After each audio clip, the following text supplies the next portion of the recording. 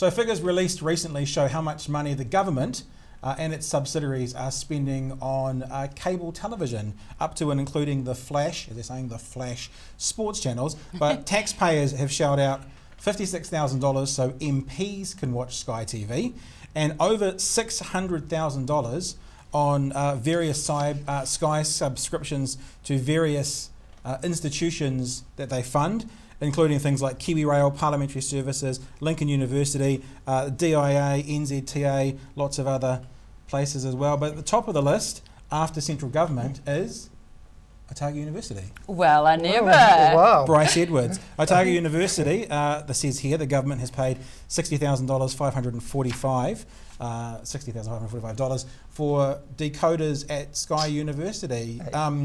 Often with these sorts of conversations, places like the Taxpayers Union make a big deal of it, and it doesn't seem a big deal. Do you have any idea? Well, I'm not going to sit here and justify my Sky box in my office because I don't have one. And in fact, I've been at the university for 9 years and I've never seen one. So Wow. They don't seem to be around. I go to the staff club, there's no Sky box there or anything. In none of the departments, there's no Sky, so I'm not really sure where these are. I presume it's the halls of residence. I presume in the med school they might need it for various reasons, media, film and communication department. So they can watch Discovery perhaps. Channel and learn how to do things? Exactly. Is that sort of Yeah, the library has various uses for it.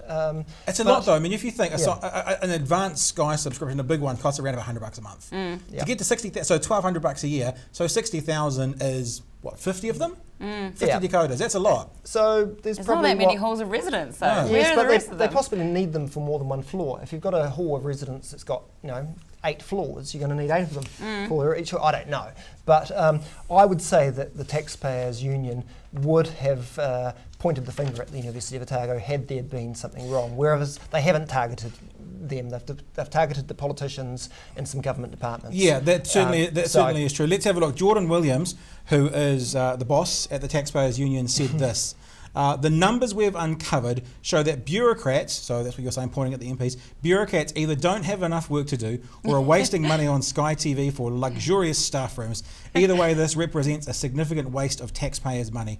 Politicians in Wellington also seem to enjoy having the taxpayer pick up the tab for their Sky bills. Parliamentary and ministerial services spent over $56,000 last year to ensure MPs receive the service, including Sky Sport. So I think you're right. I think the audit or the information has come out showing all the places that get it, but the bone is certainly being pointed at central government. Yeah. So that's a fair question. How do we feel about us, the taxpayer, picking up the bill for every MP to have a Sky decoder, Sky Sport if they want it, to have it in their offices? Is it expected today because it's a tool of 2016, or is it a bit on the bone when they've got a fair salary themselves and they can provide their own amenities? I'd be loved to watch the movie channel, to see Love Story. And Well, of course, Shane Jones got himself into a bit of trouble about 4 years ago for watching probably the better so-called off without it. blue movies at hotels, and that was clearly seen as a no-no.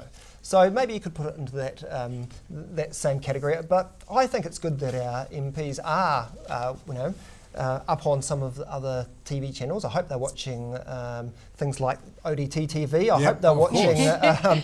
Watching Russia Today or BBC News, and if that makes them more well-informed. Decision makers, that's a good spending of money. You Probably used the just word watching penny Breaking pinchers. Bad. You used the word penny pinchers before. Do you think, I guess if you think about it from individual MPs, an MP having a Sky decoder so he can see Sky News, CNN, Fox News, those sorts of things probably make sense. And the other thing which is interesting is now that terrestrial television is gone and everything's digital, you need some kind of decoder, whether it's built into the TV or it's a separate box for it. So maybe rather than buying a whole lot of Freeview boxes, they've just got Sky boxes, and it was the easiest way to do it. That's right. I mean, if anything, maybe it should be the government nationalising Sky TV, making it for everyone, putting a My Sky box in every household, making sure ODT TV's on that, and that's probably the answer. That's called a knowledge economy.